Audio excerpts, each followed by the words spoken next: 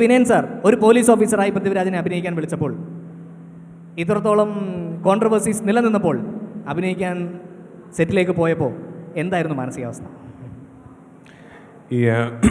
ശരിയാണ്, ഞാൻ ഈ സിനിമയിൽ അഭിനയിച്ച് തുടങ്ങിയപ്പോൾ സിനിമാ രംഗത്ത് ഒരുപാട് പ്രതിസന്ധികളും തർക്കങ്ങളും പ്രശ്നങ്ങളും ഉണ്ടായിരുന്നൊരവസരമാണ്.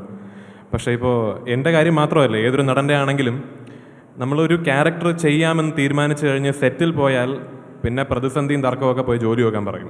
നമുക്ക് നമ്മുടെ ജോലി സിനിമ അത്ര തന്നെ. പിന്നെ ഈ പറഞ്ഞ പോലെ ഈ സിനിമയിൽ അഭിനയിക്കുമ്പോൾ ഒരു യങ്സ്റ്റർ എന്നുള്ള നിലയിൽ എൻ്റെ ഏറ്റവും വലിയ ത്രില്ല് സാറ് പറഞ്ഞ പോലെ ഈ സിനിമയുടെ 2 ക്യാച്ച് ലൈനാണ്. ഒന്ന് ദി റിയൽ ഐഡൻറ്റിറ്റി, രണ്ടാമത് ഇതിൻ്റെ ആദ്യത്തെ പോസ്റ്ററിൻ്റെ ക്യാപ്ഷൻ എന്ന് പറയുന്നത് നീതി ലഭിക്കാത്ത യൗവനത്തിൻ്റെ രോഷം എന്നാണ്. ഇത് രണ്ടും തന്നെയാണ് ഈ സിനിമയുടെ ആത്മാവ്.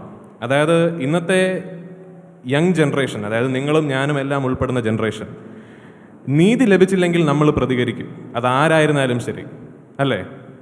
ഇപ്പോൾ നമ്മുടെ മുതിർന്നവർ ചിലപ്പോൾ 1 അടിച്ചാൽ പോട്ടെ എന്ന് പറയും, 2 അടിച്ചാൽ പോട്ടെ എന്ന് പറയും, 3ാമത് അടിച്ചാൽ നമ്മൾ തിരിച്ചു തല്ലും.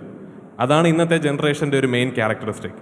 പിന്നെ അത് റിയൽ ഐഡൻറ്റിറ്റി, ഈ പറയുന്ന പോലെ നമ്മൾ ആരും പെർഫെക്റ്റ് അല്ല, നമുക്ക് എല്ലാവർക്കും നമ്മുടെ കുറവുകളുണ്ട്, നമുക്ക് എല്ലാവർക്കും നമ്മുടെ ദൂഷ്യങ്ങളുണ്ട്. പക്ഷെ എന്താണെങ്കിലും സമൂഹത്തിൽ നമ്മൾ നമ്മളായിട്ട് പെരുമാറുക, 3ാമതൊരാളെ ബോധ്യപ്പെടുത്താൻ വേണ്ടി അഭിനയിക്കാതിരിക്കുക. Be what you are, the real identity, അതാണ് ഈ സിനിമയുടെ ആത്മാവ്.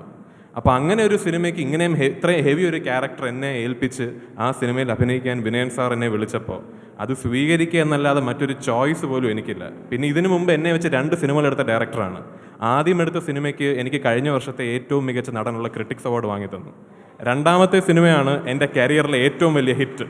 ഇപ്പോൾ ഈ 3ാമത്തെ സിനിമ എൻ്റെ കരിയറിലെ ആ ഹിറ്റിനെ പോലും മറികടക്കും എന്നതാണ് ഫസ്റ്റ് വീക്ക് റിപ്പോർട്ട്സിൻ്റെ ബേസിസിൽ എനിക്ക് മനസ്സിലാക്കാൻ സാധിച്ചിട്ടുള്ളത്. അതുകൊണ്ട് ദൈവം അനുഗ്രഹിച്ചതിങ്ങനെ പോട്ടെ.